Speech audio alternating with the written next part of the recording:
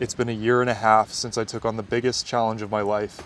I quit my job as a carpenter, sold almost everything but my tools, clothes, and camping equipment, and moved from the city into the woods alone to try to rescue an old wooden sailboat I bought on Marketplace, without ever having worked on a boat before. Since then, I've stopped the boat from sinking on land, made friends with an owl, built myself a place to live, built a place for the boat to live, contracted Lyme disease, spent a winter in the tent, stripped a little paint, did a bit of demo,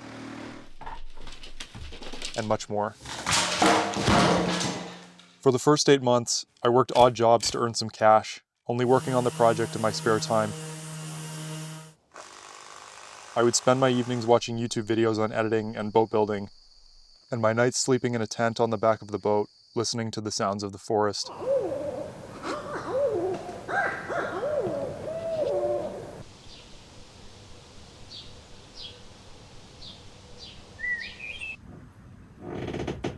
Under all of the flaky paint and spiderwebs, I could see that this was an object worth saving. The boat was designed by a guy named Hugh Engelman, and was built in Yokohama, Japan in 1966 out of mahogany antique.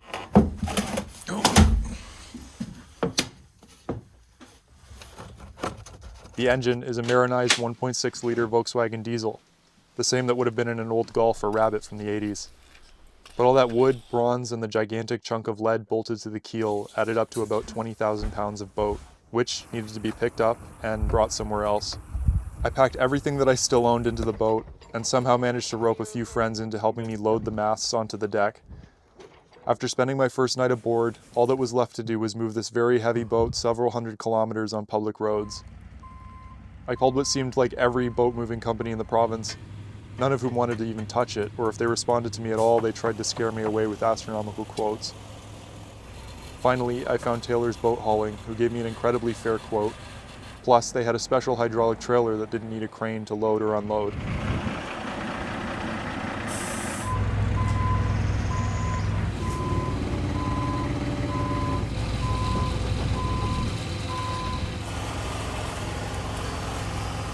Eventually, we were both planted firmly in our new home on my friend's land, where they have very, very generously allowed me to keep the boat while I work on it.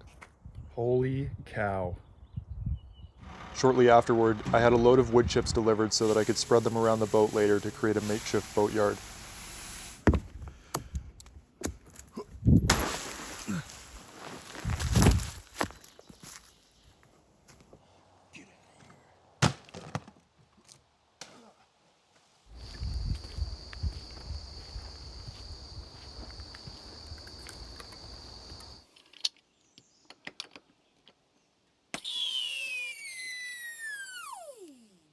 Then the boat started to sink, on land. The ground under the boat was extremely soft and springy, which was weird because the clearing where I put it was bone dry. It hadn't really rained in a few weeks.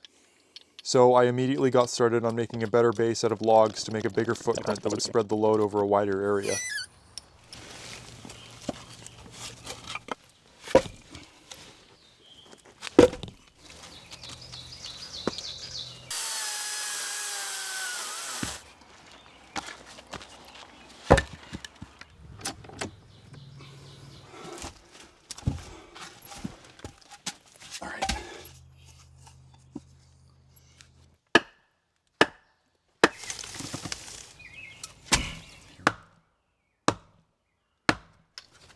Alrighty, I'm going to lower it.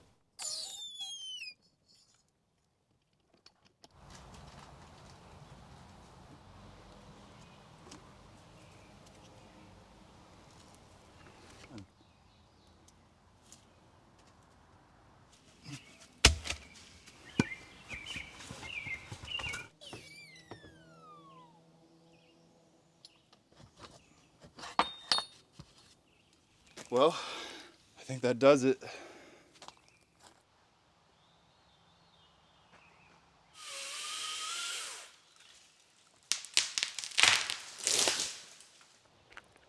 As I was jacking up the boat and setting the keel logs in place, I started taking apart the old cribbing that I brought with me from the boat's previous home and made some new, sturdier props out of tree trunks.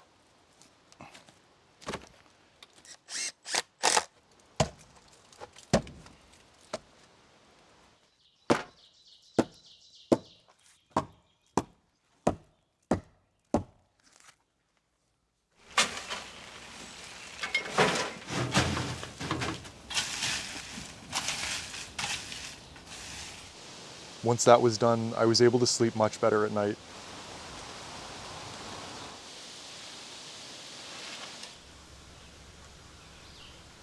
Up to that point, I had been living either inside the boat or in a two-person camping tent on the back deck, neither of which was exactly spacious.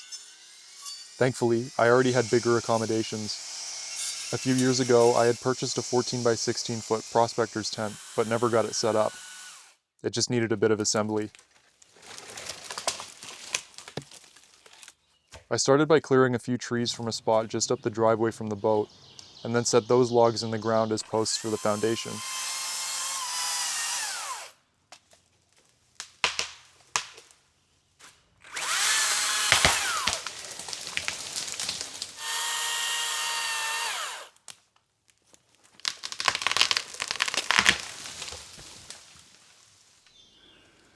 What a mess.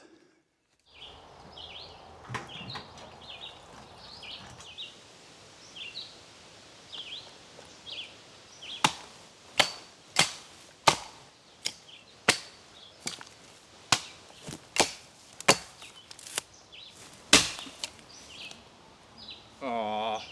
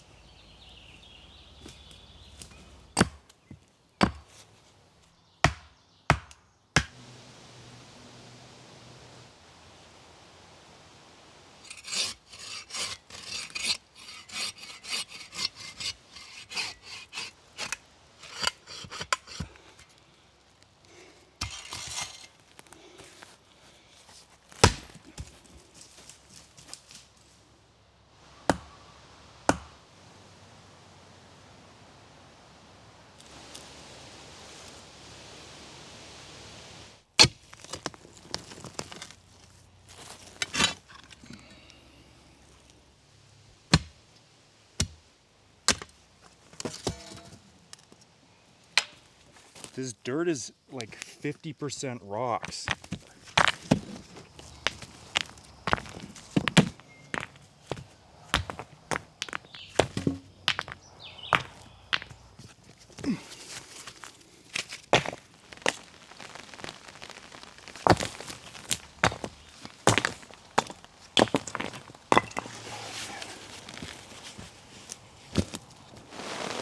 Started raining very hard. It's extremely wet.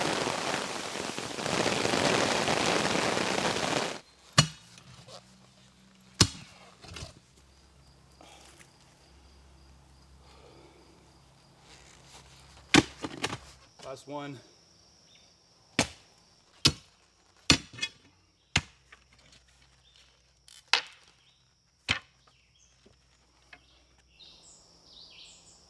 I'm finished.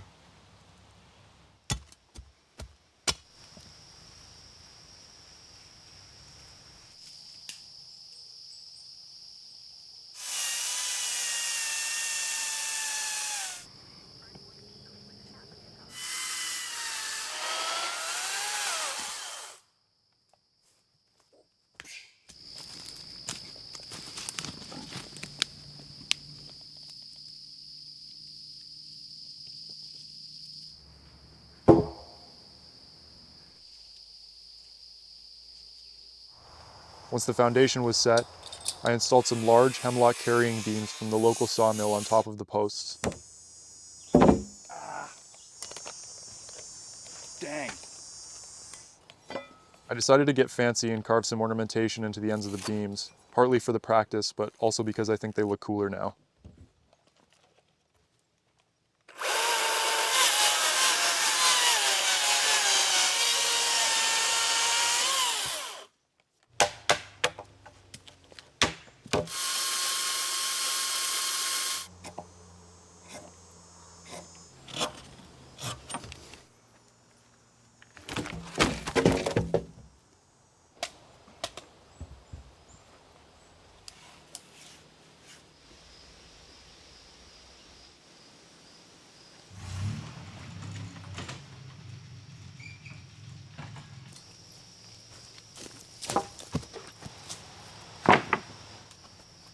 On top of the beams, I installed 2x4 floor joists, followed by the tongue and groove floorboards, both salvaged, and then finished the platform by installing some hemlock deck boards at the front and back.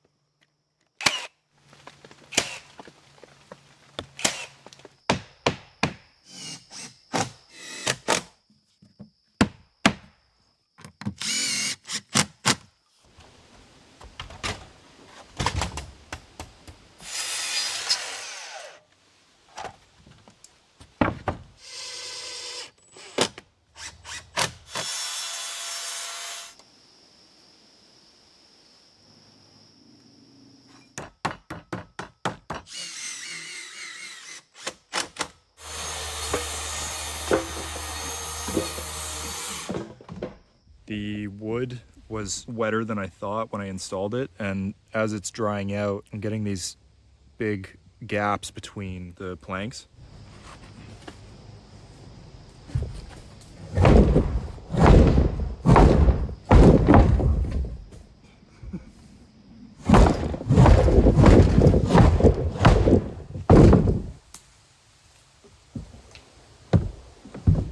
So that actually worked really well. It turns out if you hit something hard enough, it'll move.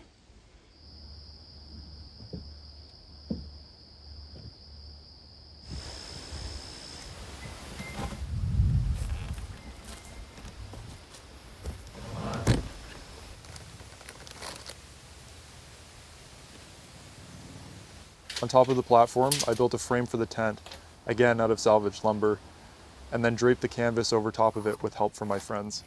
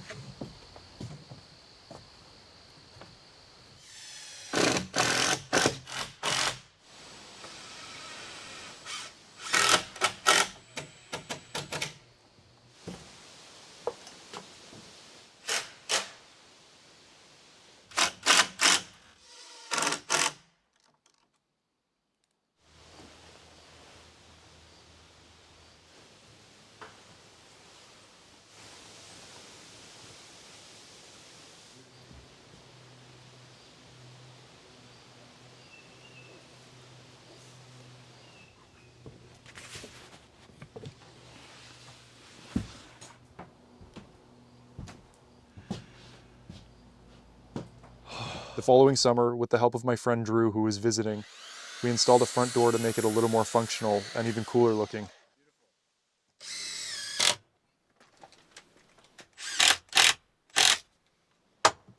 Good? Yeah. You're in.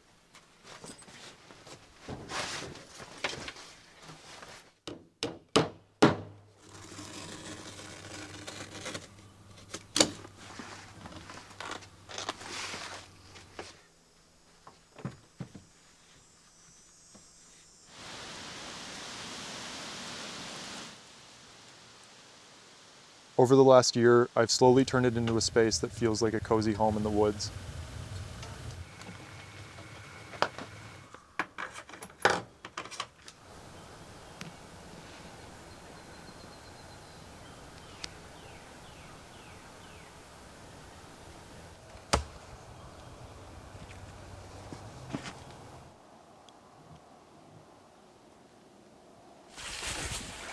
Hey. Dude, what are you gonna do with that?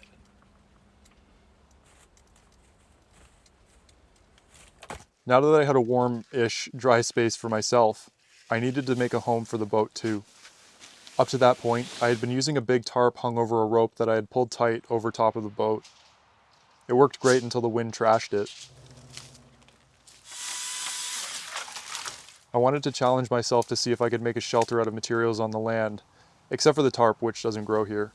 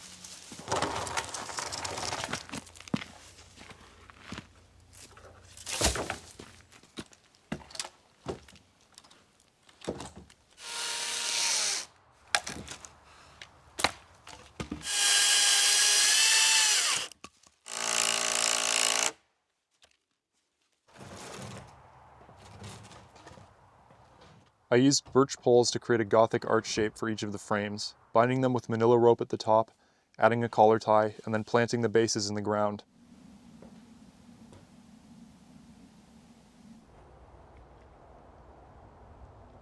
This is freaking me out.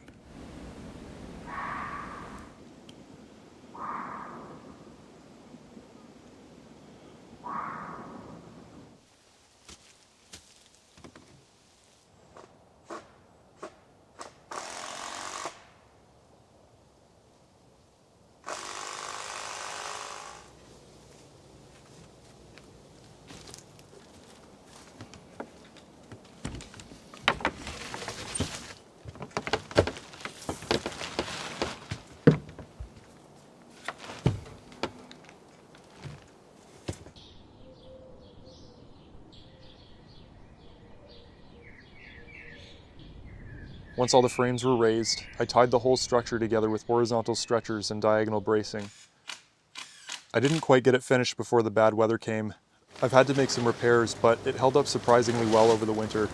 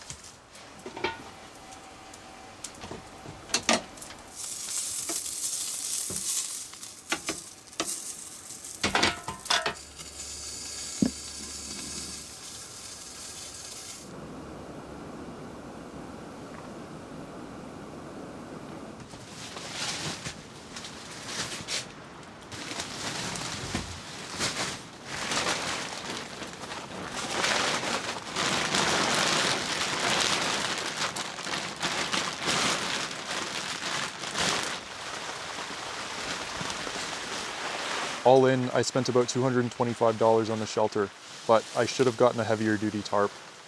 This past week it got trashed by the tail end of Hurricane Melissa.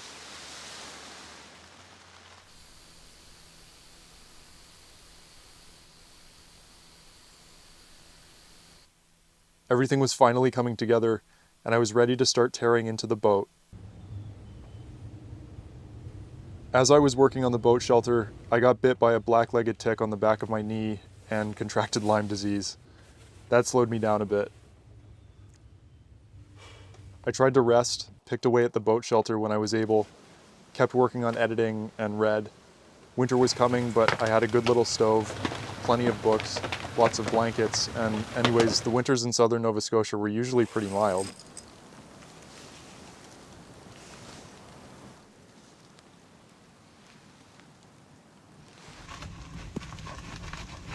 I'm going to be real with you, this was a hard winter.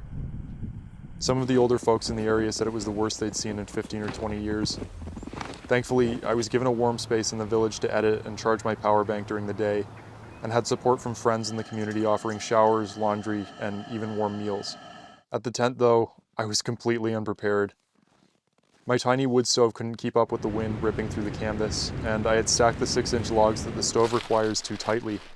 None of them had dried enough over the summer and fall.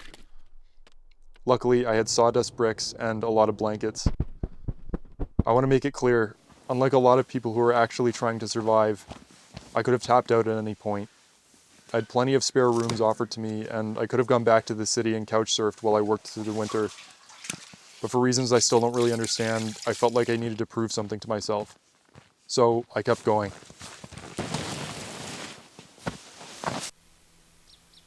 The moment I saw the first crocus poking through the grass, I knew I'd made it through. Okay, finally I could start working on the boat.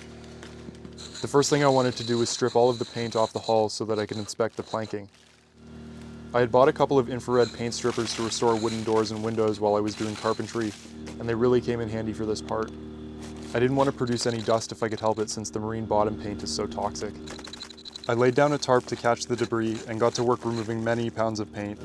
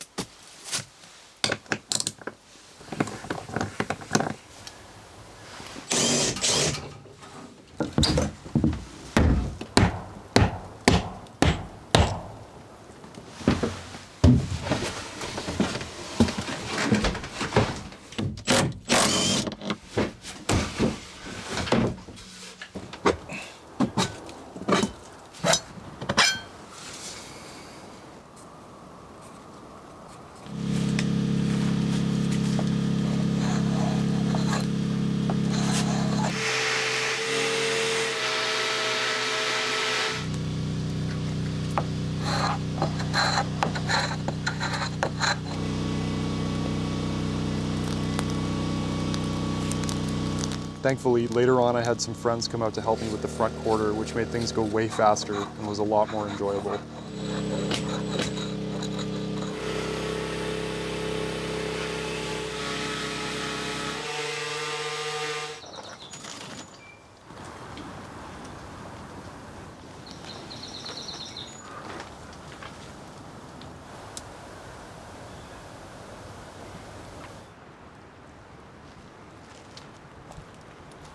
After that, I decided I needed an indefinite break from paint stripping, so I switched gears to start taking the boat apart, starting with the bowsprit. That's the spar that sticks out of the bow to help support the mainmast of the boat. Unfortunately, it's rotten in some spots, plus it was catching rainwater and channeling it into the hull. Fresh water is what kills wooden boats.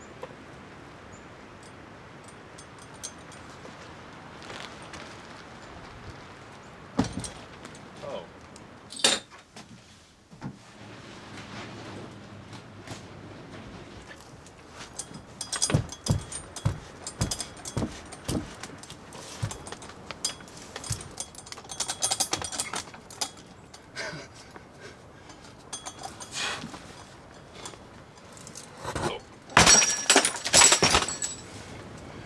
That'll do it.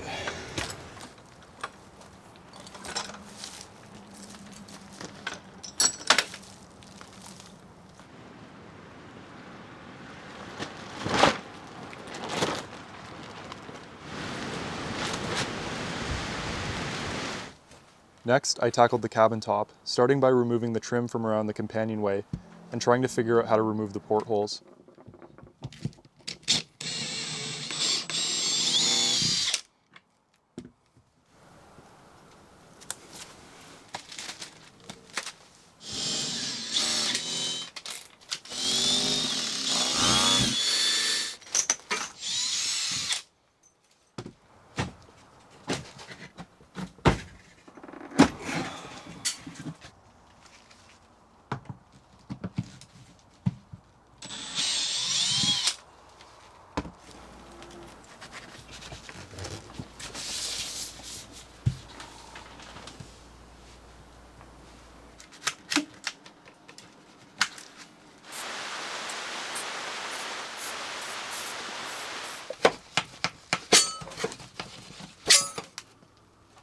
Yes.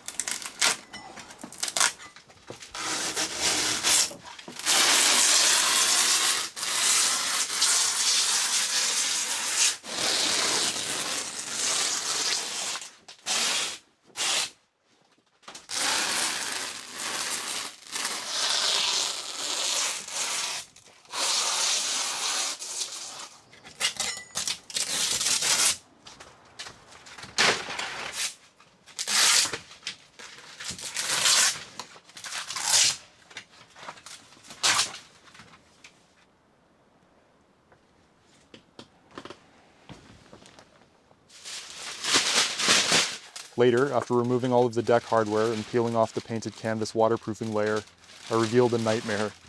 A layer of marine plywood, coated in epoxy, which was then glued to the tongue and groove underneath with more epoxy, as well as fastened with 374, I counted, bronze screws. Oh, and the screw heads were full of epoxy too, so I had to chisel every single one of them out.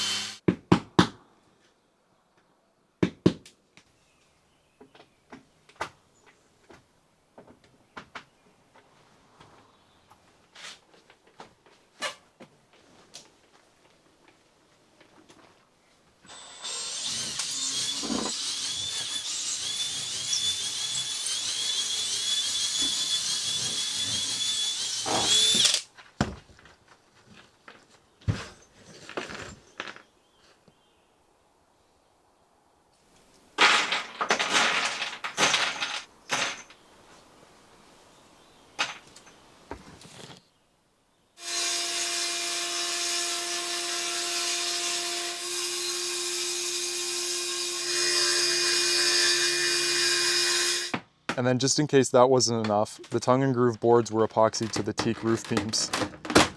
Someone did not want this to come apart. Ever.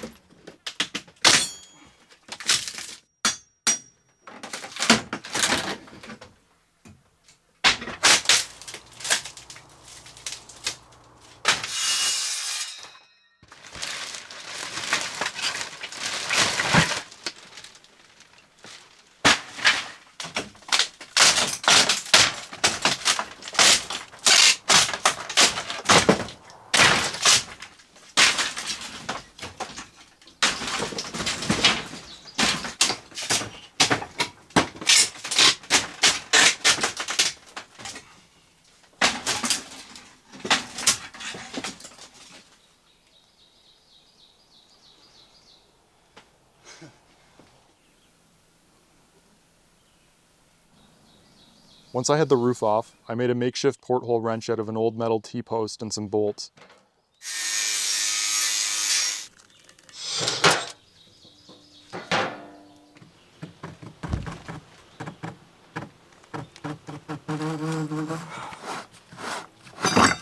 Oh.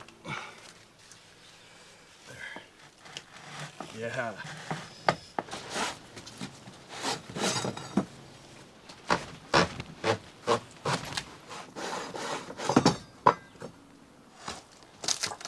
Whoa.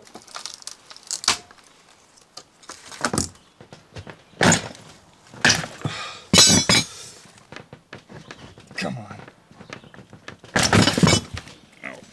Two of the ports are still stuck, so I'll have to make an improved wrench in the future.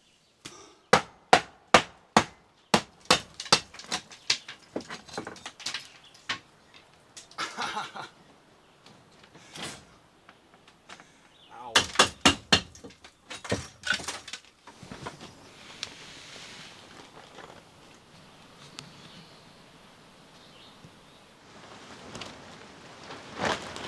It was nice to see the interior flooded with light after so many years in the dark.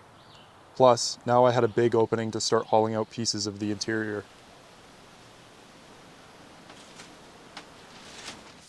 With all the extra light and space, I started to tackle removing the interior furnishings like cabinets, berths, beds, and the galley, the kitchen, so that I could access the entire inside structure of the hull.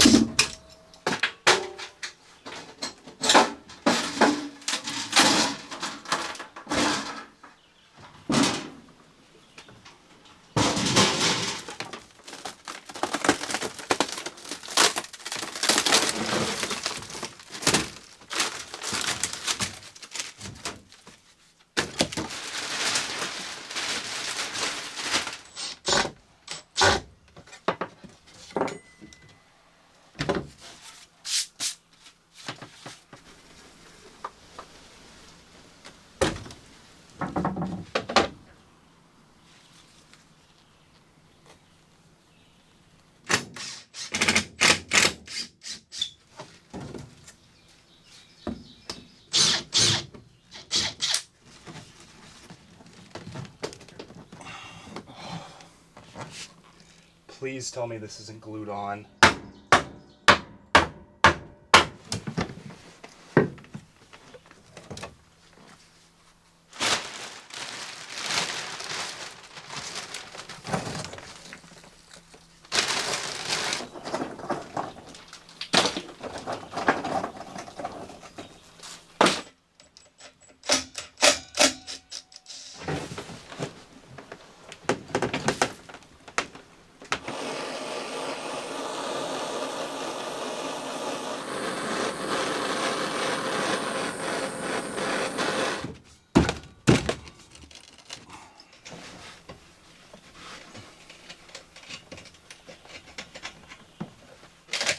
I caught myself rushing through this at first because I felt like I was so far behind on the boat work, but I realized that I needed to be meticulous and take my time.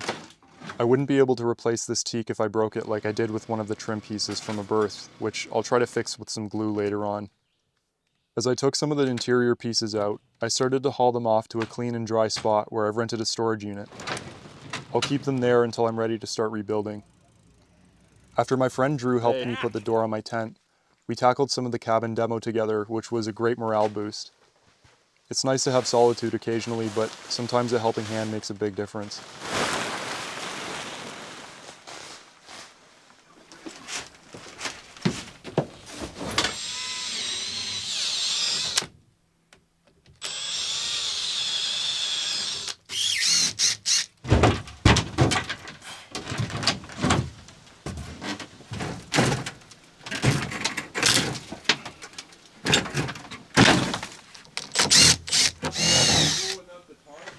Yeah, I'll just start pulling screws. And keep. There we go. Nice. Yeah, I definitely made one of them mad. Well, not mad enough to. They're looking at you. No, you're good. They're going back to their business.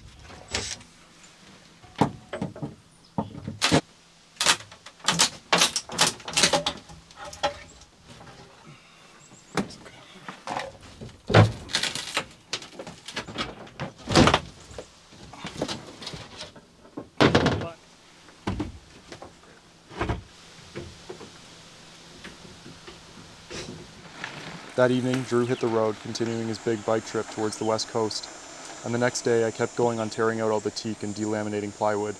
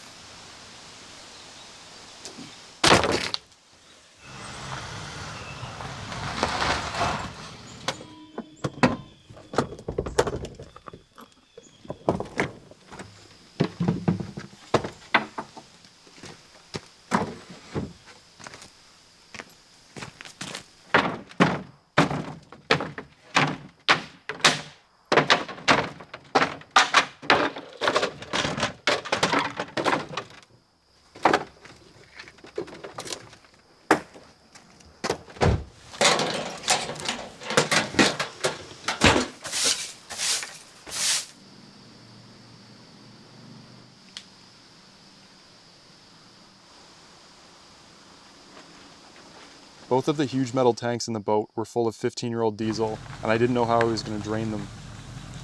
Thankfully, my friend Chad came by with his truck, a large fuel tank, and a hand pump, and we got them emptied and out of the boat.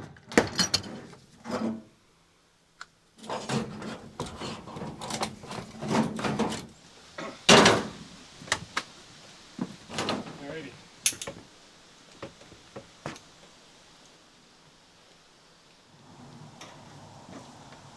You ready? Yeah. Here it comes. Your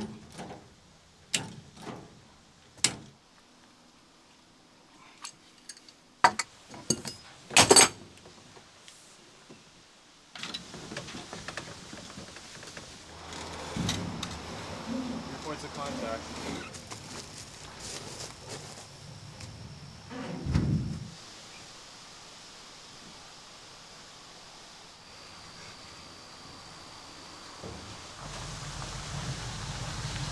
Thanks again.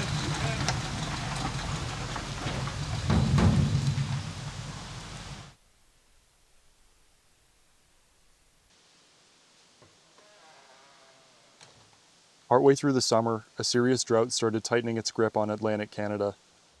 From June to October, I think we had 3 or 4 days where it properly rained. We received less than a quarter of our average rainfall during that time period. I wanted to do something that didn't involve power tools or a generator, and since my last paint stripping method was basically concentrated heat, I thought it would be the perfect time to try a chemical paint stripper that was sent to me to try. Not only was it faster, but it was so much easier to contain and dispose of.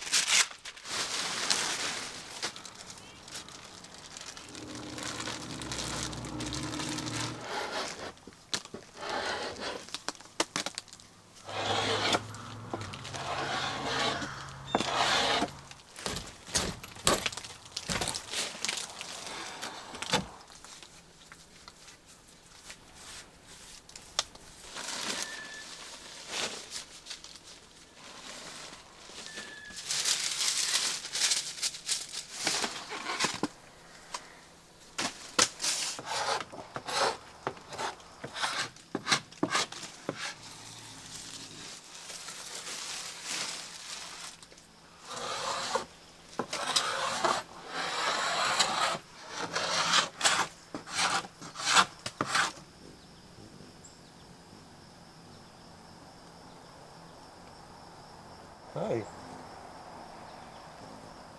What are you doing?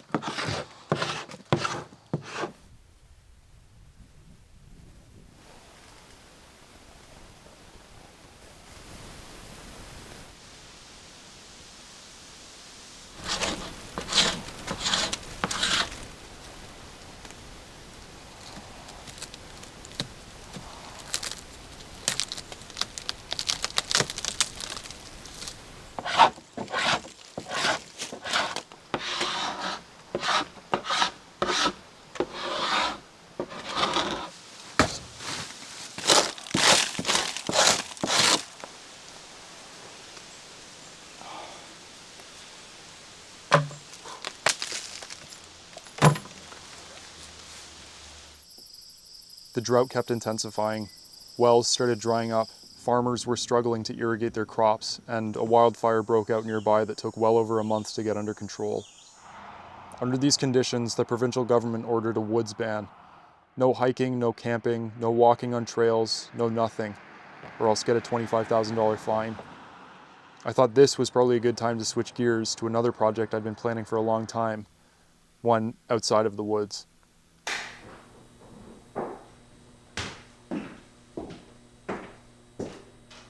When it came time to start rebuilding, I was going to need a workshop. Luckily, I had been offered a space to use in an old building not too far from me that had an abandoned boiler room.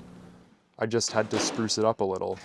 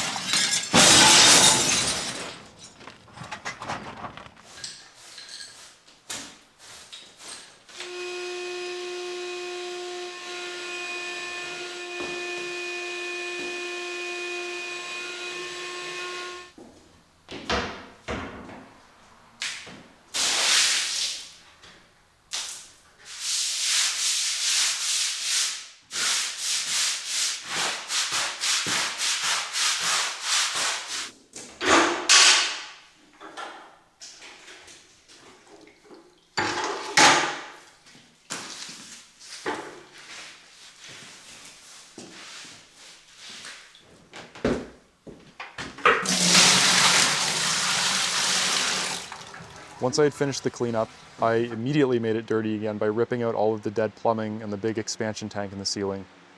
I could have left it up, but I'm glad that I didn't. This will make it much easier to store longboards upright, and it makes the space look a lot cleaner too.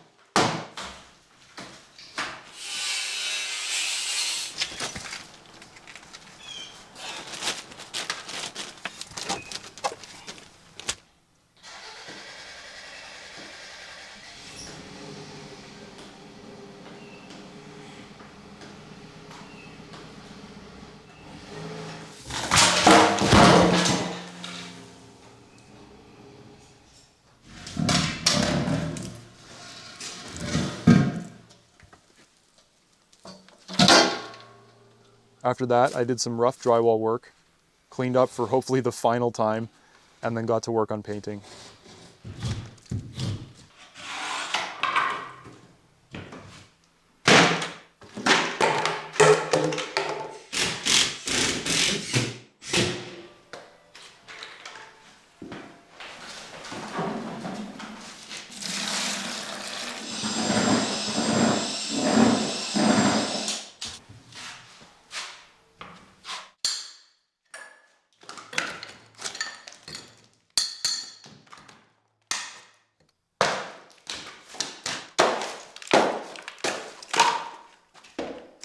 I'll have to move you, okay? Don't curse me or anything.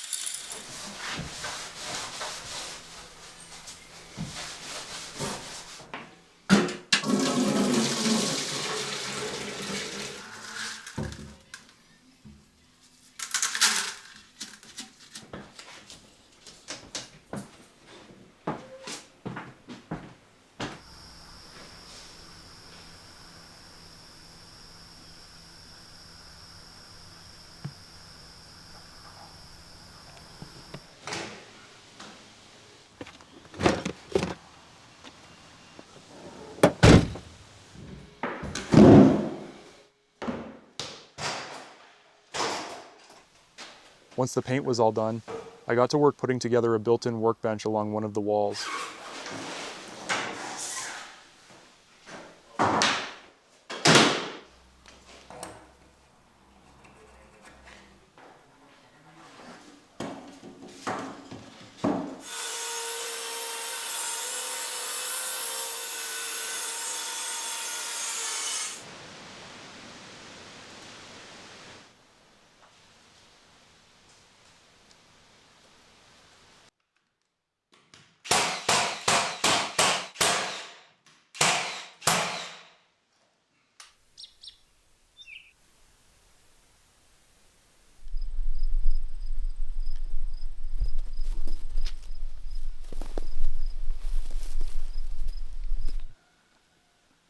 Truman, there's an owl right behind you.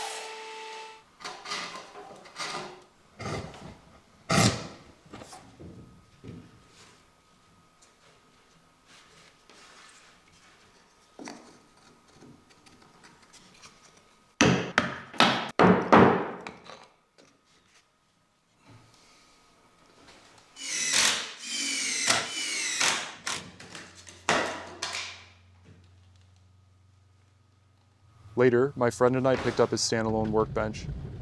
He's also a carpenter and woodworker, and we're going to pool our tools together and share the space.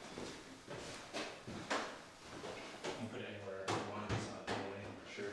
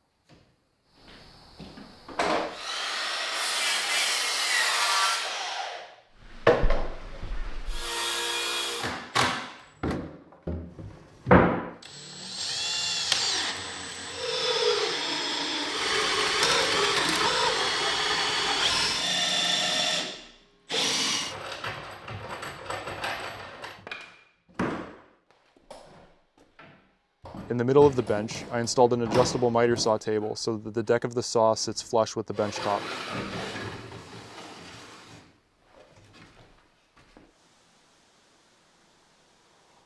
Hey, buddy.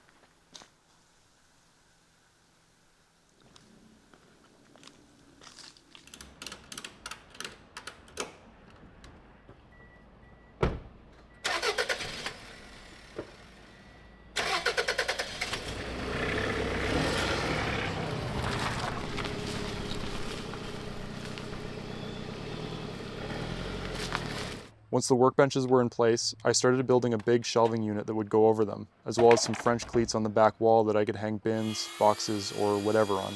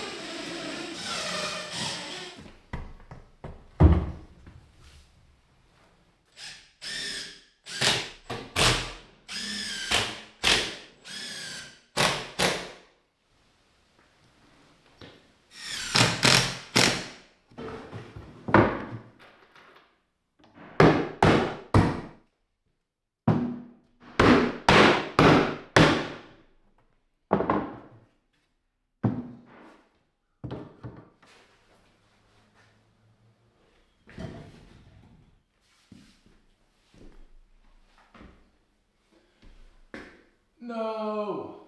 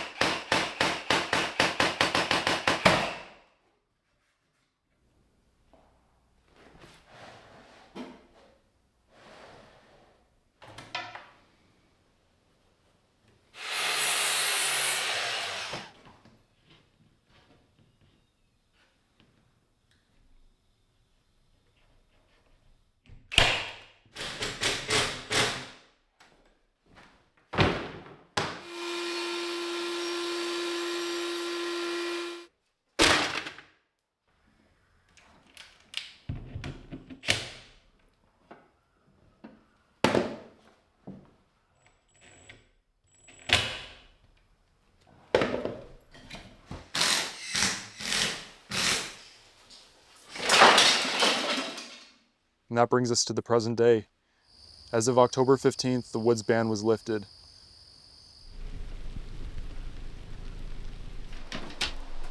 I almost have the entire boat gutted, and I can finally begin to fully assess the timbers that I'll need to replace. I'm starting to prep the engine for removal so that I can bring it to a friend's shop to give it a thorough overhaul. And I've torn out all the wiring and navigational equipment and brought everything to storage.